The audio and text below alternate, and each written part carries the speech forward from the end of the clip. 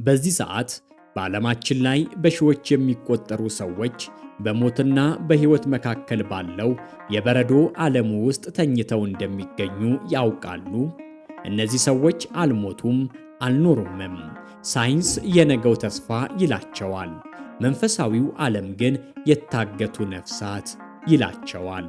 ለመሆኑ ሞት የመጨረሻው መስመር ነው ወይስ በሳይንስ ሊታለፍ የሚችል ድልድይ? ሰውነታቸውን በፈሳሽ ናይትሮጅን አቀዝቅዘው መቃብርን በብረት ሳጥን ተክተው የዘመናችንን የባቢሎን ግንብ እየገነቡ ስላሉት ሰዎች ምን እናውቃለን?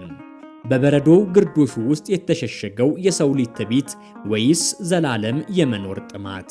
ዓይናችሁን ጨፍናችሁ አስቡት።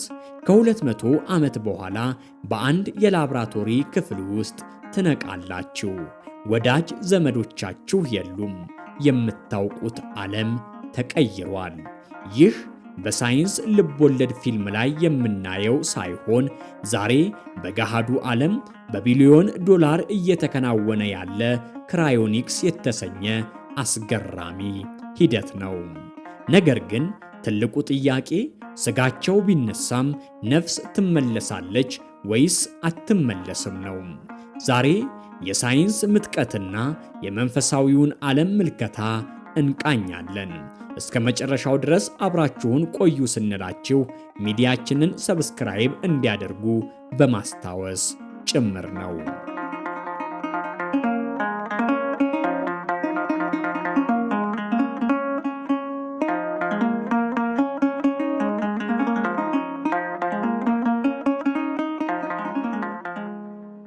የሰው ልጅ ታሪክ ካልተፈታ አንድ ትልቅ እንቆቅልሽ ጋር የተቆራኘ ነው። ይህም እንቆቅልሽ መጨረሻ የሚለው ቃል ነው። ከጥንታውያኑ የግብፅ ፈርዖኖች ጀምሮ እስከ ዛሬው የሲሊኮን ቫሊ ቢሊዮነሮች ድረስ ሁሉም በአንድ የጋራ ጠላት ፊት ይቆማሉ። እርሱም ሞት ነው። ነገር ግን ዛሬ ሳይንስ በአዲስ መልክ ብቅ ብሏል። ሞትን እንደ ሕይወት ማክተሚያ ሳይሆን እንደ አንድ ሊታከም እንደሚችል በሽታ ወይም እንደ ጊዜያዊ የቴክኒክ ብልሽት መቁጠር ጀምሯል። ክራዮኒክስ ተብሎ የሚጠራው ይህ አስፈሪና ግራ የሚያጋባ ሳይንስ የሰውን ልጅ በብርድ ልብስ ሳይሆን በበረዶ እቅፉ ውስጥ አስተኝቶ የወደፊቱን የሕክምና ብርሃን እንዲጠባበቅ የሚያደርግ ዘመናዊ የጥበቃ ማማ ነው። ይህ ሂደት ለብዙዎቻችን ከሳይንስ ልቦለድ ፊልሞች የወጣ ይመስላል። አንድ ሰው የመጨረሻው የትንፋሽ ትርታው ሲከስም ደሙ በልዩ ኬሚካል ተተክቶና ሰውነቱ በከፍተኛ ቅዝቃዜ ደርቆ በብረት ሳጥኖቹ ውስጥ ይቀመጣል። እዚህ ጋር ነው ትልቁ ጥያቄ የሚነሳው። ይህ ቅዝቃዜ ስጋን ብቻ ነው የሚያቆየው ወይስ ሕይወትንም ጭምር? እነዚህ በፈሳሽ ናይትሮጅን ውስጥ ሰምጠው የሚገኙ አስከሬኖች ሳይሆኑ የነገውን ትንሣኤ የሚጠባበቁ ተጓዦች ናቸው ይሉናል የዘርፉ ተመራማሪዎች። ሞት በሩን ሲዘጋ ሳይንስ በመስኮት በኩል የዘላለም ሕይወትን ተስፋ አጮልቆ ለማየት እየሞከረ ነው።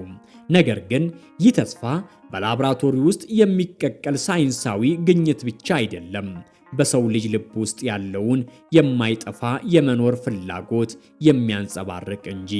ይሁን እንጂ ይህ ጥረት አንድ ትልቅ የታሪክ ምጸትን ያዘለ ነው። ሰውነታችንን በማቀዝቀዝ ጊዜን ለማቆም ስንሞክር በእርግጥ ጊዜን እያሸነፍን ነው ወይስ በጊዜ እስር ቤት ውስጥ ራሳችንን እየቆለፍን? ክራዮኒክስ ለሰው ልጅ የሚሰጠው ተስፋ ልክ እንደ በረዶ የራቀና የቀዘቀዘ ቢሆንም በውስጡ ግን የሚፋጅ ጥያቄን ይዟል። ሞትን ማዘግየት ማለት ሕይወትን ማቆየት ማለት ነው ወይስ የሰው ልጅ ተፈጥሯዊው ዑደት ላይ የሚደረግ አደገኛ ጣልቃ ገብነት? ይህ የብርድና የዝምታ ዓለም በሳይንስና በእምነት መካከል ያለውን ቀጭን መስመር የሚፈትን ትልቅ አውድማ ነው። በዚህ ትንታኔያችን የምናየው ሳይንስ የሰውን ልጅ ሥጋ ከብስባሽ ለማዳን ያደረገውን ተጋድሎ ነው። ነገር ግን ስጋው ቢተርፍ እንኳን ያ ሰውነቱ የሚጠብቀው የነገው ዓለም ምን አይነት ይሆን? በበረዶ ግርዶሹ ውስጥ የተሸሸገው ማንነት የት ይሄዳል? እነዚህ ጥያቄዎችን ይዘን ወደ ጥልቁ መንፈሳዊ ምልከታ ከመሻገራችን በፊት ክራዮኒክስ የሰው ልጅ የመኖር ጉጉት ወደ አዲስና ወደማይታወቅ አውድማ ይዞት እንደመጣ እንገነዘባለን። ይህ የሞት ሽረት ሩጫ አይደለም። ይልቁንም ሞትን ረስተው በበረዶ ዓለም ውስጥ ስለሚንቀዠቀዡ የክረምት ህልመኞች የምንዳስሰው አስገራሚ ታሪክ ነው።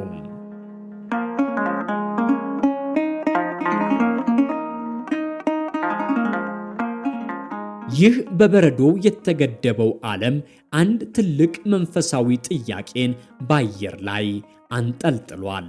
በክራዮኒክስ ማቀዝቀዣዎቹ ውስጥ የሚገኙት እነዚያ አካላት በሳይንስ እይታ ታካሚዎች ቢባሉም በመንፈሳዊው ሚዛን ግን ሙታን ናቸው። እዚህ ጋር ነው የሰው ልጅ ዕውቀትና የመለኮት ሥልጣን የሚጋጩት። ሃይማኖታዊ አስተምሮዎች እንደሚነግሩን ሞት ማለት ነፍስ ከሥጋ የምትለይበትና ወደ ሰሪዋ የምትመለስበት ፍጹም የሆነ ድልድይ ነው። ታዲያ ሳይንስ ሥጋን አቀዝቅዞ በማቆየትና ነፍስን በምድር ላይ ማገት ይችላልን? ወይስ ነፍስ አንዴ በሞት በር በኩል ካለፈች በኋላ የቀረው ሥጋ ባዶ የሸክላ ዕቃ ብቻ ሆኖ ይቀራል? በዚህ ድንቅ ምስጢር ውስጥ ስንሰጥም የሰውን ልጅ ማንነት የሚወስነው ምንድነው የሚለውን ጥያቄ እናገኛለን። ሳይንቲስቶች እንደሚሉት ማንነታችን በአእምሯችን ውስጥ ባሉ የነርቭ ትስስሮች አሊያም ሚሞሪዎቹ ውስጥ የታመቀ መረጃ ነው። ይህ መረጃ እስካልጠፋ ድረስ ሰውየው አልሞተም ባዮች ናቸው። ነገር ግን መንፈሳዊው ዘይቤ ከዚህ ይርቃል። ሰው ከመረጃ ስብስብ በላይ የሆነ የማይታይና የማይጨበጥ ሰማያዊ እስትንፋስ ያለው ፍጡር ነው። በበረዶው ጽዋ ውስጥ የተከማቸው ሥጋ ያንን ሰማያዊ እስትንፋስ መልሶ የማግኘት አቅም ይኖረው ይሆን? ይህ ጥረት ልክ እንደ ጥንታዊው የፋኖስ ብርሃን ጨለማውን ለማሸነፍ ቢሞክርም ከፀሐይ ብርሃን ጋር ግን ሊወዳደር አይችልም። የክራዮኒክስ ተከታዮች እኛ የምናደርገው የታካሚውን ሕይወት ለተወሰነ ጊዜ ማቆየት አሊያም ፖዝ ነው ይላሉ።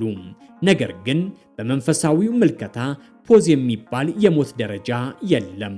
ሞት አንድ ጊዜ የሚፈጸም የማይቀለበስና ፍጹም የሆነ መለኮታዊ ውሳኔ ነው። የሰው ልጅ ይህንን ውሳኔ በሳይንስ ፎርሙላ ሊለውጠው መሞከሩ በፈጣሪና በፍጡር መካከል ያለውን የድንበር መስመር እንደ መሻገር ይቆጠራል።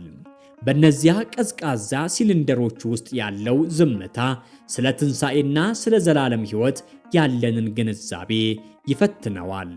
ምናልባትም ይህ የሳይንስ ግኝት ለሰው ልጅ የሚሰጠው ትልቁ ትምህርት የመኖርን ዋጋ ሳይሆን የሞትን ክብር ሊሆን ይችላል።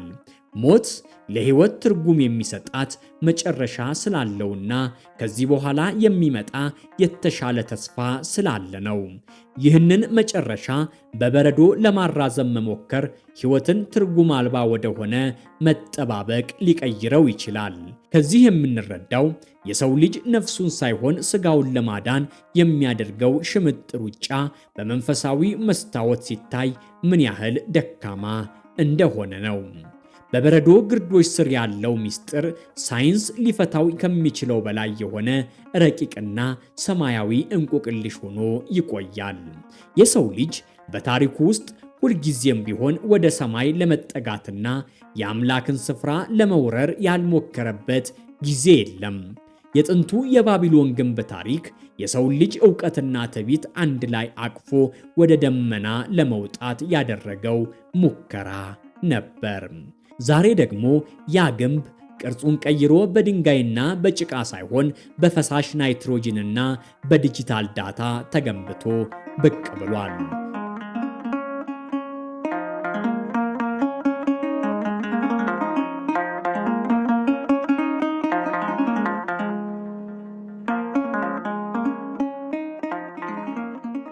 ክራዮኒክስ የዘመናችን የባቢሎን ግንብ ነው። ይህ ድርጊት ሳይንስ ሞትን ለመርታት የሚነሳበት ድፍረት የሰው ልጅ ከተፈጥሯዊውና ከመለኮታዊ ሕግ በላይ ለማቆም የሚደረግ የስልጣን ሽሚያ ይመስላል። ታዲያ እዚህ ላይ መፍጠርና ማስነሳት የማን ድርሻ ነው የሚለውን ጥያቄ መመለስ ግድ ይላል። በመንፈሳዊው ሚዛን ትንሣኤ ሙታን የአምላክ ፍጹም ስልጣንና የምህረቱ መገለጫ ነው። ክራዮኒክስ ግን ይህንን ተስፋ ወደ ላብራቶሪ አውርዶታል። እኛ እናቀዘቅዛለን፣ ወደፊት የሚመጣው ሳይንስ ደግሞ ያስነሳል የሚለው መርህ የሰውን ልጅ እንደ ማሽነሪ የሚመለከት እይታ ነው። ይህ እይታ ሰውን ከመንፈሳዊ ማንነቱ አውጥቶ ልክ እንደተበላሸ ኮምፒውተር እንደገና ሊጫን የሚችል ዳታ አድርጎታል። ነገር ግን የሰው ልጅ ትንፋሽ በኮድና በፎርሙላ ሊሰላ ይችላልን? የዚህ የበረዶ ግንብ ግንባታ ሌላው ገጽታ የሰው ልጅ በራሱ ላይ ያለውን ተስፋ መቁረጥ ያሳያል። ሞትን መፍራት ለሕይወት ያለንን ፍቅር ሳይሆን ከሞት በኋላ ባለው ሕይወት ላይ ያለንን ጥርጣሬ ይገልጻል። አማኝ የሆነ ሰው ሞትን እንደ መሻገሪያ ሲመለከተው፣ የክራዮኒክስ ተከታይ ግን ሞትን እንደ ገደልና እንደ ፍጻሜ ስለሚያየው በበረዶ ሊገታው ይጥራል። ይህ ጥረት የሰውን ልጅ ነፃነት የሚነጥቅ እስር ቤት ነው። በመቶዎች ለሚቆጠሩ ዓመታት በበረዶ ሳጥን ውስጥ ተኝቶ ዓለም ስትቀየርና ወዳጅ ዘመድ አልቆ በባዕድ ዘመን መንቃት ትንሣኤ ነው ወይስ ሌላ አይነት ሲኦል? ታዲያ ይህ ከሆነ ሳይንስ ሞትን ለማሸነፍ የሚያደርገው ጥረት ከመንፈሳዊው ትሕትና ጋር የሚጋጭ መሆኑን ለመረዳት እምብዛም አዳጋጅ አይሆንም። አምላክ ለሰው ልጅ የሰጠው ዕውቀት ዓለምን እንዲያበለጽግ እንጂ የሕይወትንና የሞትን ቁልፍ ከፈጣሪ እጅ ለመንጠቅ መሆን የለበትም። በበረዶው ግንብ ጫፍ ላይ ሆነን ወደ ሰማይ ስንመለከት የምናየው ድልን ሳይሆን የሰውን ልጅ ፍጹም ድካም ነው። በዚህ የረዥም የቅዝቃዜና የዝምታ ጉዞ መጨረሻ ላይ ስንደርስ ክራዮኒክስ ለሰው ልጅ ያቀረበው ግብዣ ምን እንደሆነ እንረዳለን። እርሱም የዘላለም ሕይወት በምድር ላይ የሚል ተስፋ ነው። ነገር ግን በመንፈሳዊው ሚዛን እውነተኛው ሕይወት የሚጀምረው ከሞት በኋላ እንጂ ከሞት በፊት አይደለም። የሰው ልጅ በበረዶ ሳጥኖቹ ውስጥ ተኝቶ የነገን የሳይንስ ብርሃን ሲጠባበቅ ትልቁንና እውነተኛውን የትንሣኤ ፀሐይ የዘነጋው ይመስላል። ይህ በበረዶ የተቀመመው ትንሣኤ ሰው ሰራሽና ጊዜያዊ ሲሆን፣ መለኮታዊው ትንሣኤ ግን ዘላለማዊና መንፈሳዊ ድል ነው። የሰው ልጅ ዋናው ጥማት ስጋን ከጥፋት ማዳን ሳይሆን ነፍስን ከባርነት ነፃ ማውጣት መሆኑን መገንዘብ ግድ ይላል። ክራዮኒክስ ስጋን ከትልና ከብስባሽ ሊጠብቅ ይችላል፣ ነገር ግን በውስጡ ያለውን ባዶነት ሊሞላ አይችልም።